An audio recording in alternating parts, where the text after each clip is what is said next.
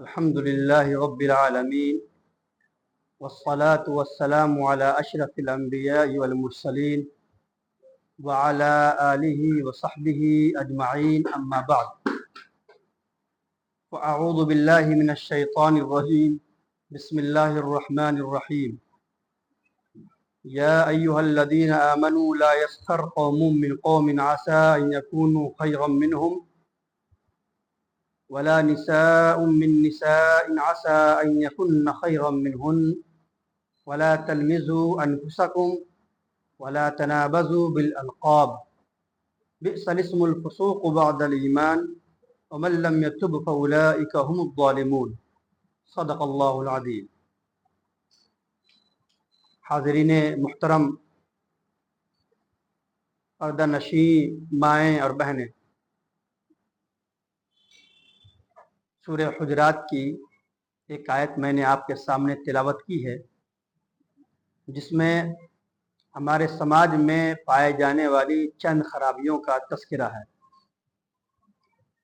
اللہ تبارک و تعالیٰ کا ارشاد ہے کہ اے ایمان والو، ایک گروہ دوسرے گروہ کا مذاق نہ اڑائے۔ ہو سکتا ہے کہ جن کا مذاق اڑایا جا رہا ہے وہ مذاق اڑانے والے سے بہتر ہوں،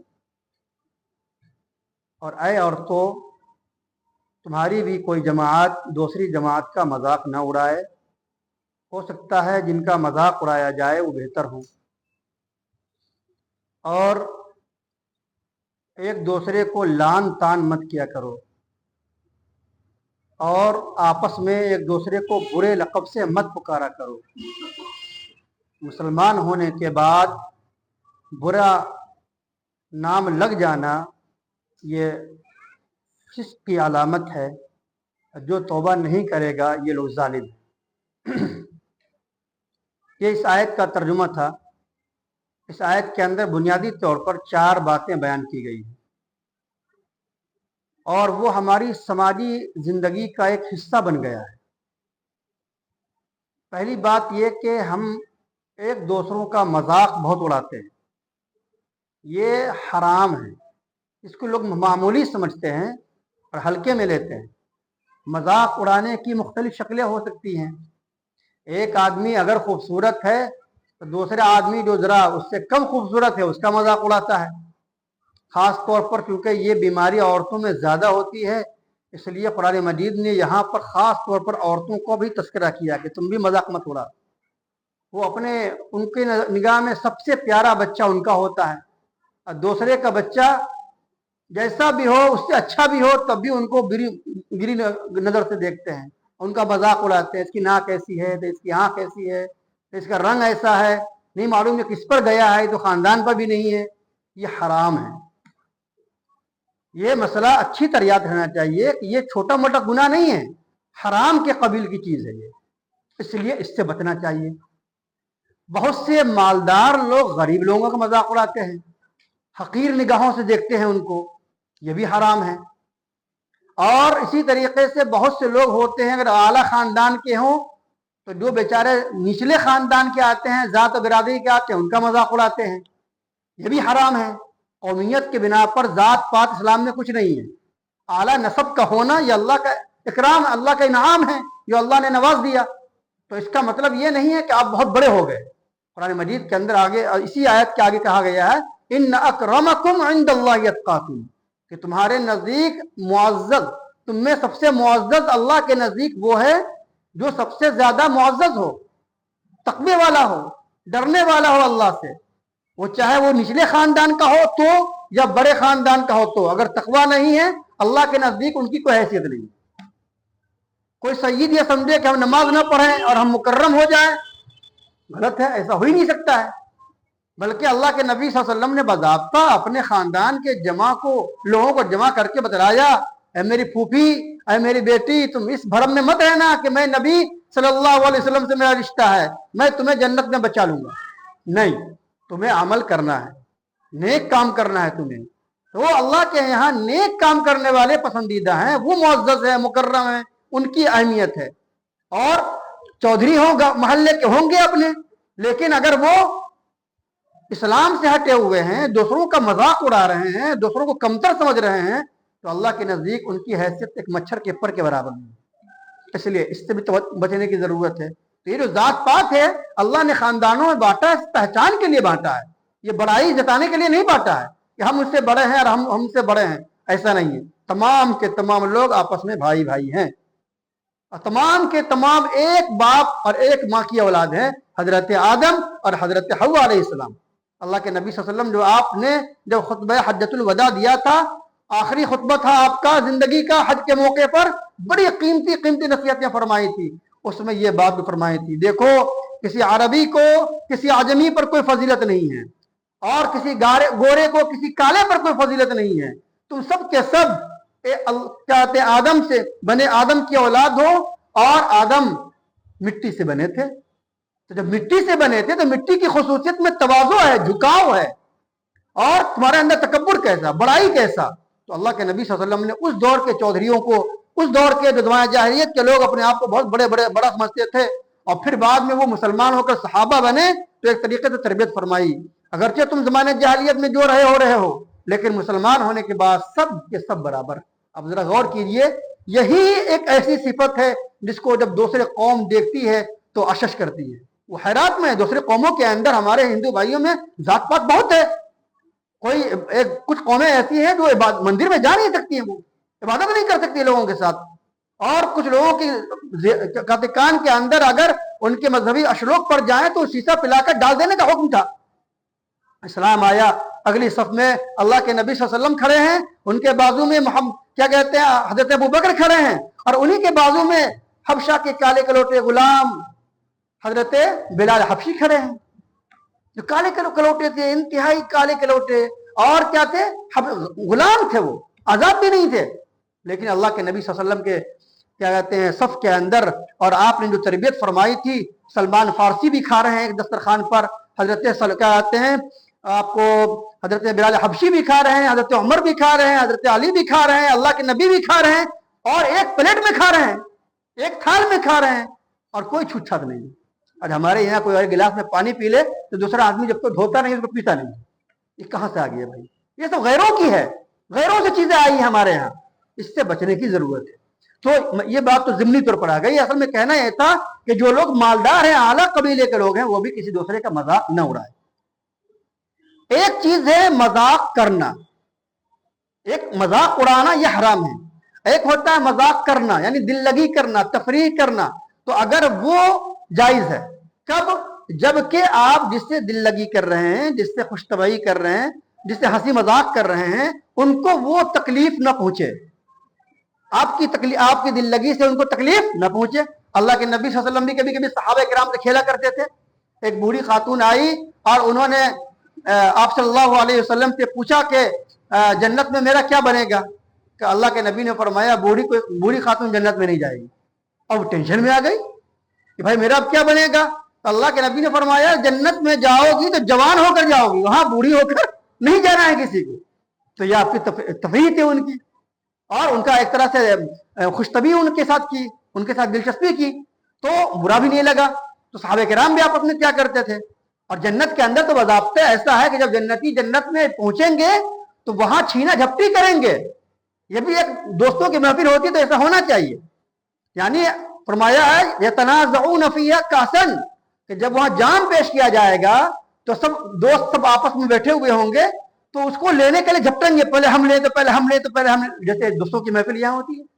تو اس طرح کا مذاق جو کہ مذاق خوش طبعی کے ذیل میں آتا ہے، دل لگی کے لیے آتا ہے، وہ جائز ہے، بشرطے کہ سامنے والے کو برا نہ لگے۔ اگر ان کو برا لگ رہا ہے تو آپ نہیں کریں گے، ایک بات تو یہ کرنا ہے۔ دوسرا حکم اس میں یہ دیا گیا ہے کہ کسی کو لان تان نہ کرو، مومن کسی کو لان تان کرنے والا نہیں ہوتا، کسی کو تانا تشنی دینا، کسی پر جملے کسنا، کسی کی عزت سے کھیلنا، برا بھلا کہنا، گالی بکنا، یہ اچھا نہیں، یہ بھی حرام ہے۔ یہ کیا ہے؟ حرام ہے، کسی بھائی کو تانا دینا۔ اب مثال کے طور پر ایک آدمی گنہگار تھا اور اب وہ سدھر گیا ہے، اب وہ ماشاءاللہ نمازی ہو گیا ہے، اب وہ دیندار ہو گیا ہے، یا مان لیا پہلے وہ کماتا نہیں تھا اب کمانے لگا ہے، تو آپ پچھلی زندگی کو ان کے سامنے کورے دے رہے ہیں، تم کیسے پرے نکما تھے، اب کتنے اچھے ہو گئے ہو، تم پہلے کتنے پاپی تھے، अब ठीक ठाक हो गए हो, कि नहीं कहना चाहिए।